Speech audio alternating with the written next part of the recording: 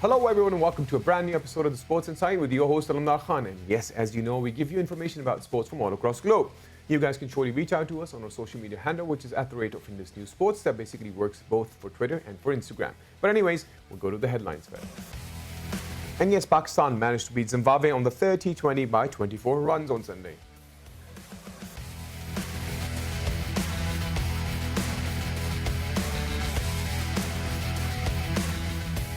And yes, from the world of golf, Mark Leishman and Cameron Smith won the Zurich Classics on Sunday.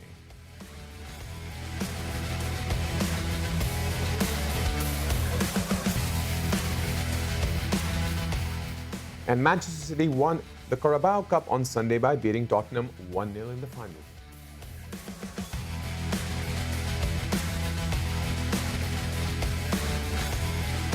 Yes, from the world of tennis, Nadal won the record-extending 12th Barcelona Open title on Sunday.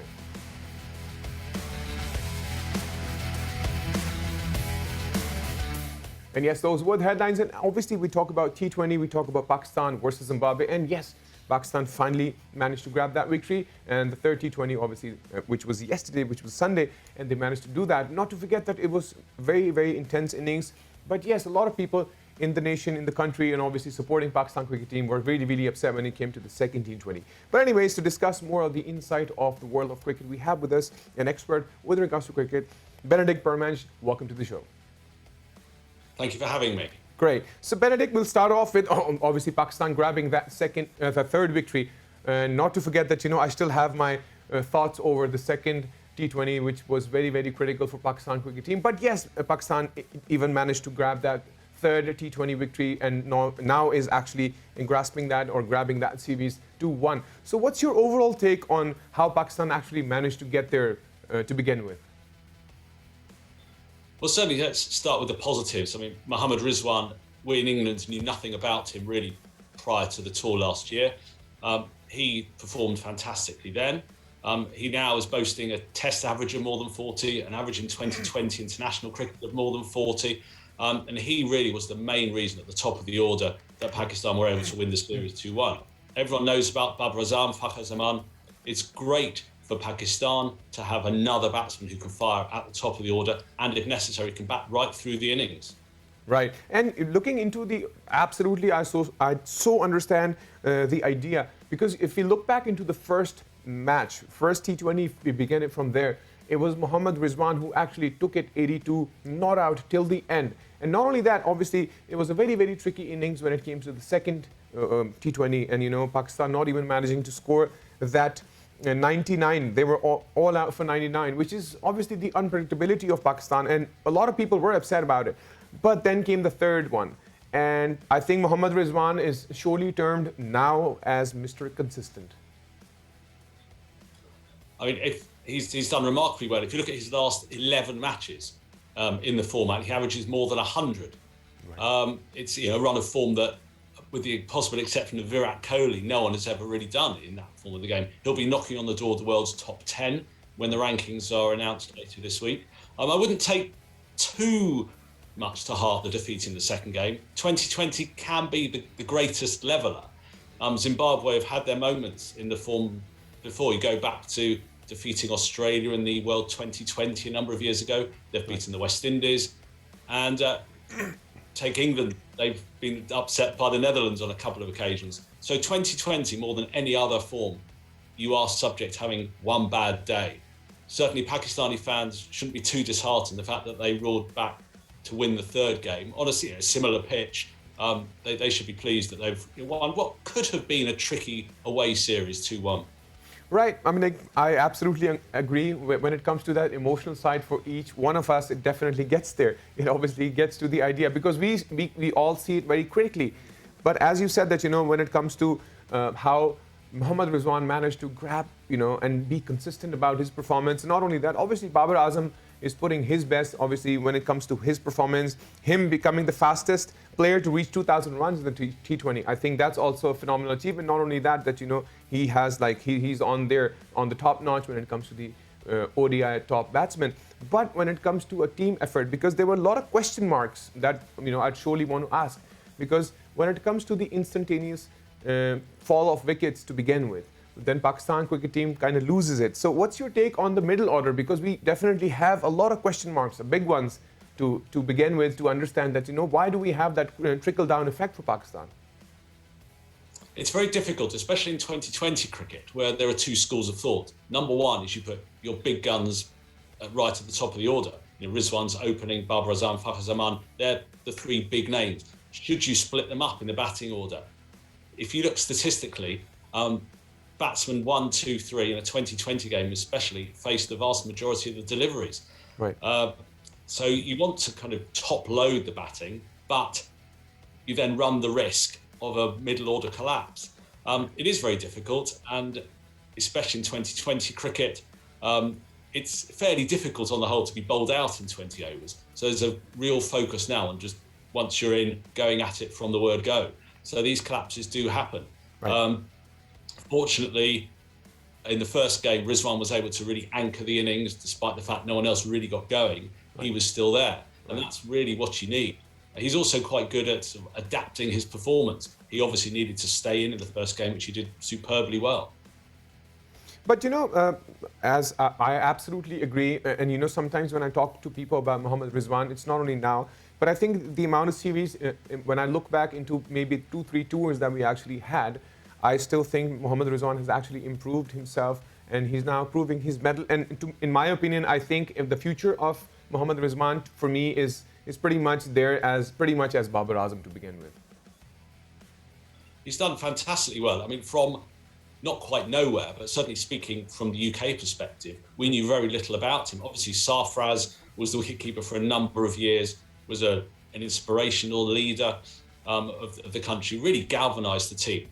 And Rizwan came from nowhere, really. He was named one of Wisden's 5 Cricketers of the Year, which is a massive accolade, especially he really only had 3 test matches and a few one-day matches really to perform and catch the eye. But he's really gone from strength to strength.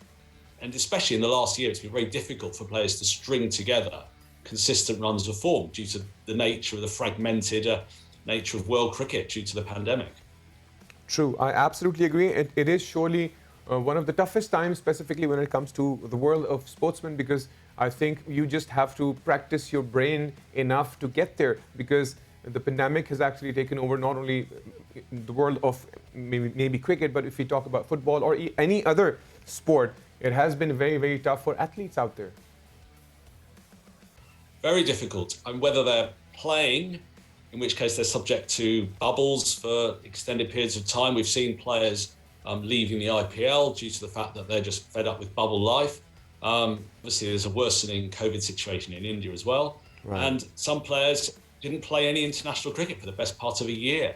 So it's very difficult to switch on and switch off. Tournaments start, then they're postponed halfway through to a later date. Flights need to be changed. So it's very, very difficult, and a lot of sympathy for all the players. And yes, heads a good effort for Pakistan, having suffered defeat in the second game. It might have been very difficult at the end of a fairly long tour, but they've been to South Africa, to really sort of let their heads go down. Obviously they've got to raise their game again for the test match.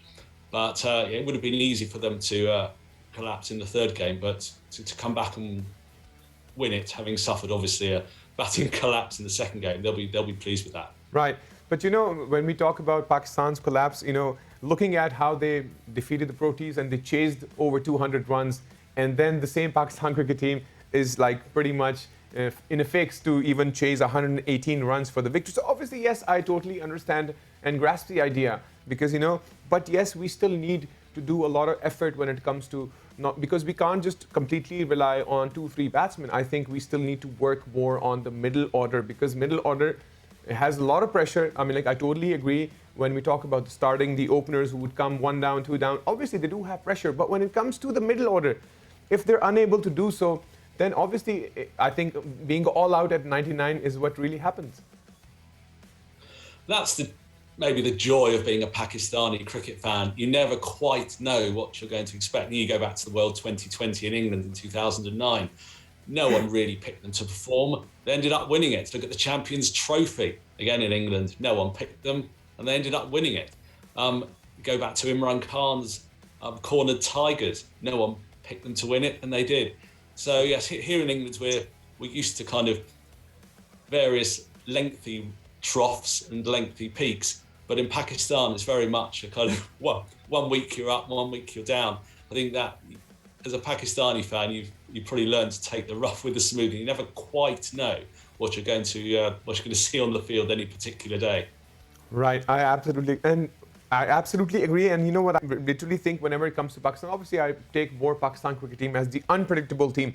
But ultimately, to be honest, Benedict, we look forward on creating a team that can actually represent and be as solid as they are in terms of, any team that actually comes out there is basically preparing themselves for the World Cup, just want to be out there proving their mettle. So I think there are some occasions that we really, really need to look into the consistency side. Yes, but I mean, the joy of 2020 is you can just get on a hot run. Look at England when they won the tournament in the Caribbean in 2010. England had never had a successful 2020 team, but they got on a run, won a number of games, and momentum builds, confidence builds, and they ended up winning the final very easily over a strong Australia side. So Pakistan have had very, very successful periods in 2020 cricket, and with the next competition being on the subcontinent, you'd be a foolish person to rule Pakistan out. True, absolutely. Anyways, Benedict, I would surely look into a bit of the details of the last match that happened, obviously, because Pakistan grabbed that series 2-1 against Zimbabwe. So Mohammad Rizwan, obviously, still, as discussed, as we started off our conversation with regards to Mohammad Rizwan, he was 91 not out. Not only him, obviously, Babar Azam grabbed that 52 for 46 balls. And in terms of bowling side, Hassan Ali, I think, managed to get his best of 4 for 18. So how do you see the evolution of the Pakistan cricket team slowly and gradually? Because if we look back into, I think, the most devastating tournament on the tour that recently we faced was the one against, New Zealand when we were touring there. But, there were a lot of issues with regards to the COVID situation. But I think Pakistan, the management, the selectors, Babar Azam entirely as captain, maybe I think now we're on the right direction to pursue what we truly want to see from Pakistan cricket team. Definitely. I mean, I'm a big Hassan Ali fan. It's great to see him fit and firing. I think he's been instrumental in a number of Pakistan's successes in the past. The Pakistani bowling often tends to take care of itself. The batting always seems a little bit brittle. Whenever I've covered them here in England, your heart's a little bit in your mouth, no matter what they're doing. They can, on one day, they can chase 200 without any problem at all. The next day, they're struggling to get to 100. Absolutely. But it's good to see Hassan Ali back and fit. It's good to see Abdul Qadir's son playing as well. Absolutely. So I think there's some really positive signs. Obviously, for many years, it's been the middle order of Shoaib Malik and Mohammad Hafiz. It's nice now that there are obviously players who are able to fill their shoes. Asif Ali, I know my colleague Mazza is a big fan of Asif Ali and his big hitting technique as well. So I think things are looking good for Pakistan, and I think they'll be one of the front runners for the coming years. Yeah, absolutely. It surely is an evolution of the cricket itself with regards to how Pakistan have actually managed to do so. But anyways, Benedict, thank you so much for being a part of the show and discussing the insight on Pakistan versus Zimbabwe. We'll surely discuss more when it comes to the world of Test because it begins from the 29th of April. Thank you once again. Pleasure. So that was it. And obviously, he also talked about the unpredictability, but obviously he has an idea. That's what he generally talks about, that, Pakistan cricket is slowly and gradually getting to where it wants to. But anyways, guys, we'll take a quick break. And once we're back from the break, there's more with regards to the world of sports. So see you guys after the break.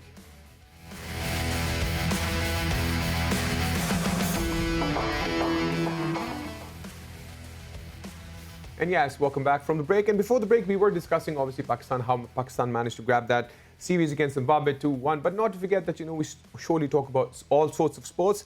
So we want to switch more towards that. Yes, I'm going to talk more about the world of golf. But to discuss the world of golf, obviously, we need that input of the wisdom. So we have with us Matt Cooper, all the way from Birmingham. Matt, thank you for being a part of the show. Good morning. Thank you very much. Great. So, Matt, I'll start off with the Zurich Classic to begin with. When it was Thursday, so it was pretty much Jon Rahm and Ryan Palmer to begin with. But surely and gradually, golf actually ends when it comes to the last day of the tournament. So, what's your take on the victory? Because Mark Leishman and Cameron Smith managed to grab that, title on Sunday. So, what's your take on the entire tournament? Yeah, it's a very unusual tournament for world golf because, of course, we're used to watching individual golfers take each other on, and in this tournament, it's a pairs tournament, and it's slightly complex in the way that they use two different formats throughout the tournament. But I think what we learned at the end of the week was that two golfers who are very good friends can succeed in this format. So Cameron Smith and Mark Leishman, very, very good friends. They've played for the international team in the President's Cup. They've played for Australia in the World Cup. They play a lot of practice rounds together. They knew each other's game inside out, and I think that told in the end. And actually, they defeated another set of friends, the South Africans, Charles Schwartzel and Louis Oosthuizen. So I think by the end of the week, we learned that if you're good friends with a golfer, it really helps when you're playing in pairs. Well, that's surely an in-depth analysis when it comes to the world of golf and being friends. That's a very good take. But when we look back into how it all started, let's talk about Jon Rahm and Ryan Palmer to begin with, because initially when it all started, they obviously wanted to ensure that they continue to keep that victory, because it's technically very hard for a golfer that when it comes to being in pairs, like you said, the format is pretty much different. So how do you think that what exactly is the point? Or where exactly is the point in terms of when you're playing golf, or which day is the day that actually establishes you that you are exactly spot on grabbing that victory? Yeah, it's a very good point. That probably the only comparison sports wide would be Test cricket with golf, because you've got 4 days and an awful lot of time to contemplate what's happening, and there's not a great deal of point in being very, very good on Thursday if you tend to drift thereafter. I think the biggest problem that Ryan Palmer and Jon Rahm had is they got off to a very good start and they were actually defending champions, right? But they almost ran out of steam a little bit, and that's a problem that's very difficult in golf. Frequently the first round leader actually struggles as the tournament goes on, because they get a lot of attention. Their expectations rise, and because of their expectations rising, the pressure rises a little bit with it. So it's not unknown for people to lead after the first round and win the tournament, but it's actually more frequent for them to slip back. So in actual fact, what Leishman and Smith did was they were up near the top of the leaderboard, but they avoided the limelight a little bit. They were able to avoid a lot of media questions. Just guide their way in a little bit like I'm comparing lots of sports here. Now I'll actually go to athletics, and it's a little bit like a middle distance runner. It's often very good to just stay on the shoulder of the leader and then just wait for the final straight and make your burst for the line. And I think that's what Leishman and Smith did last week.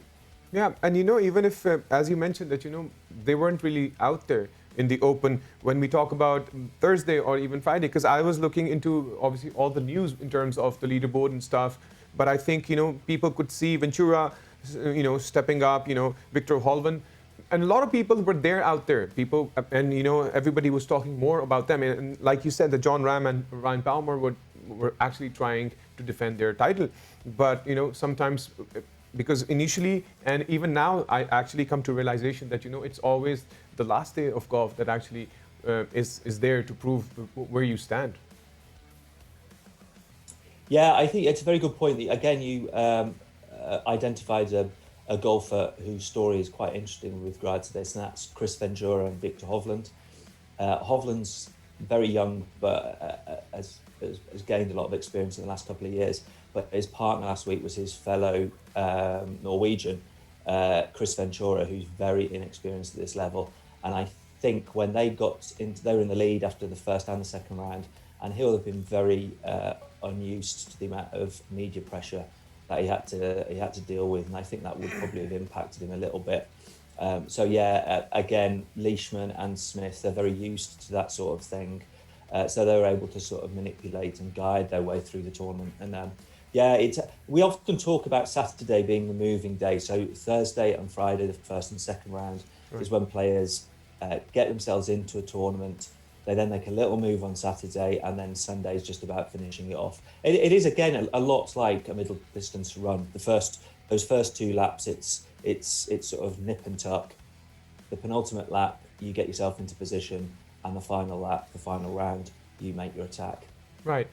And as you mentioned that this is pretty much a very different format of golf. So if you talk about Colin Morikawa to begin with, obviously being a champion, so I think it's more of a teamwork, because you usually don't see this teamwork perspective in terms of golf.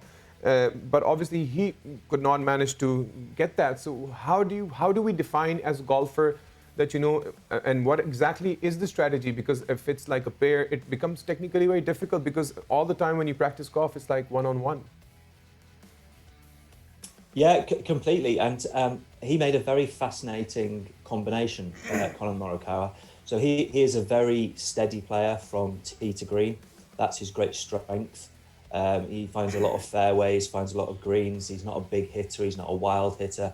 And he opted to partner up with an old school and college friend, Matthew Wolff, who, even when he's playing very well, is a very different player. He's very explosive.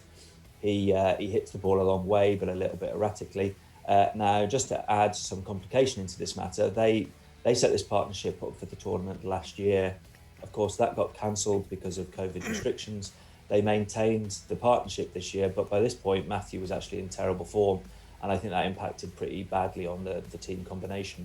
But even if it had been, even if they'd both been in form, it would have been fascinating to see quite how well they fitted together. I think just going back to the fact that the 2 teams that made the playoff, the Australians and the South Africans, right. It's not only the fact that they're friends that they made good partnerships, but their games fit quite nicely. The length they hit the ball is relatively similar, so that they're hitting similar sort of second shots into the greens. There's less surprise in what they're doing. For instance, for a very big hitter, it would be very odd to play the format where you share a ball, and suddenly you find yourself further back hitting into the green than you would normally expect to, because right. You're playing with a shorter hitter. So that would have been a complication for Matthew Wolff. Right. Anyways, Matt, thank you so much for giving us the in-depth analysis with regards to the world of golf, and surely for further tournaments we'd surely reach out to you. Thank you once again. Thank you. Pleasure. So he basically talked about the entire world of golf, and yes, it's been tricky. It's been tricky for the fact that you just can't conclude anything on one day, which is the Thursday or Friday, because ultimately what happens is the end, which is the Sunday. And on Sunday, I think, like you said, that the format of this tournament was pretty much different. Wasn't as easy as it seems, working in pairs in terms of playing golf. But like I said, that eventually Mark Leishman, Cameron Smith managed to win that. To begin with, if we talk about how things were back on Thursday, it was pretty much different, because John Ram and Ron Palmer were actually trying to conclude and stay on to their victory. But anyways, this was from the world of golf. I'll quickly jump over to the world of football. Yes, Manchester City managed to win the Carabao Cup on Sunday by winning against Tottenham 1-0. And the strangest part is that Tottenham only attempted 2 shots against Manchester City. So I think even in terms of Premier League, if you look into the standings, Manchester City is currently dictating and leading it. So they surely had that chance of winning this cup, and congratulations to them on winning the Carabao Cup on Sunday. So this was pretty much from the world of football. I'll quickly jump over to the world of tennis. Yes, in the world of tennis, Rafael Nadal won a record-extending 12th Barcelona Open title on Sunday.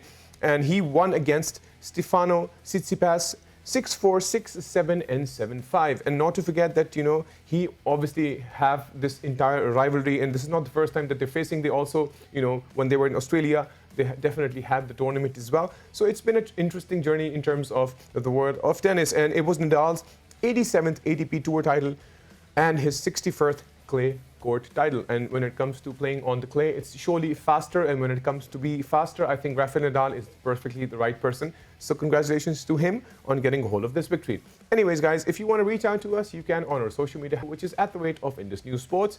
Till then, take good care of yourself. All the best, and bye-bye.